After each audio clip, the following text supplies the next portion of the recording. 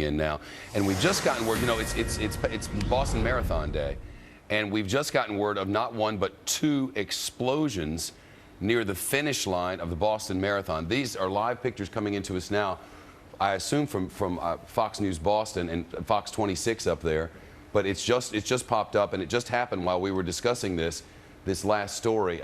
Our station there. I said Fox 25. I meant Fox 26. I meant Fox 25. My Fox Boston. This two explosions, and their reporter Maria Stefanos is reporting that she saw the smoke at the finish line as it happened. Strangely, so far we're not getting much out of Boston on this. Jonathan Hunt has been reading up and getting some more information while Arthur and I were talking.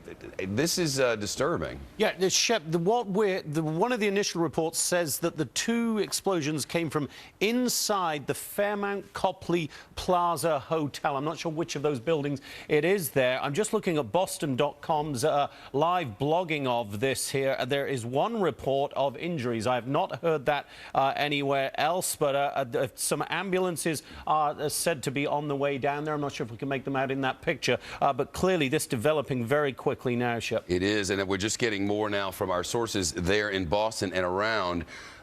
This has just crossed from Associated Press in the last few seconds. Investigating the report of these two explosions, as we said, they heard it from the Fairmount Copley Plaza Hotel. That has just been shut down by race officials because of this report.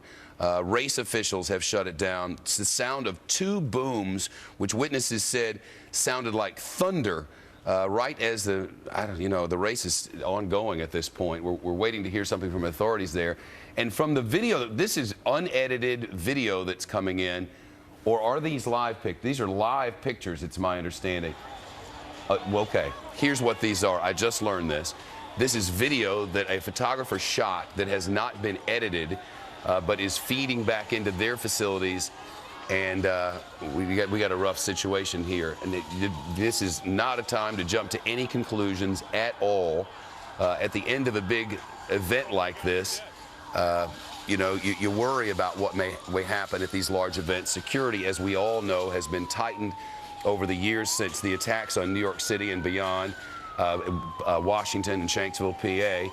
Anytime you have something big like this, I know the New York City Marathon now has unprecedented security, and the Boston Marathon, deeply aware of these same problems, has gone through the same thing. Is it possible that there was some problem structurally or otherwise, that some accident happened? It certainly is, but I'm sure that authorities are looking into all possibilities at the moment. We don't know anything about injuries.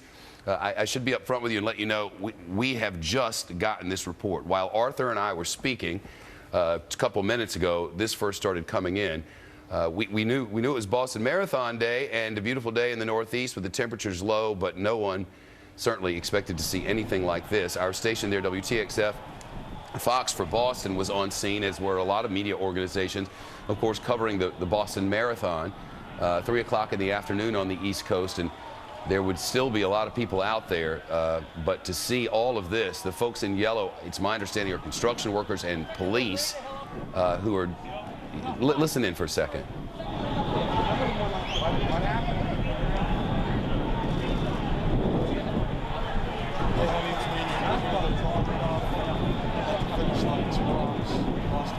Just collapsing.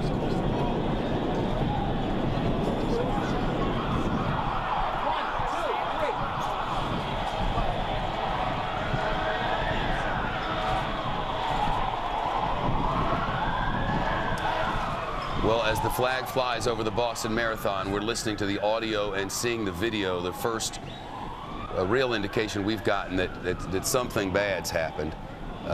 We don't have any way to know what it was. We know that it sounded like two claps of thunder on a perfectly clear Boston afternoon, and then people started running.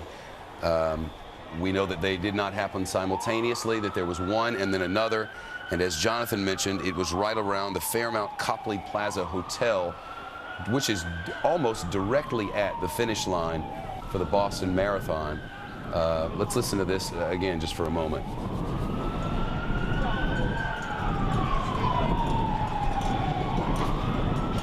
Don't We're just getting reports of injuries, and we're relying on folks who are on the scene. There's no way we can know things from sitting in a studio in New York, but we are getting reports from on scene, and Jonathan Hunt has just gotten one.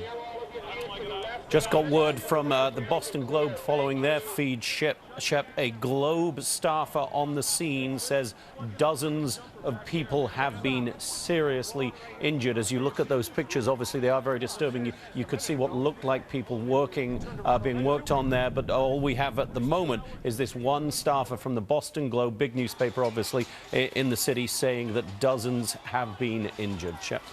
Well, let's listen.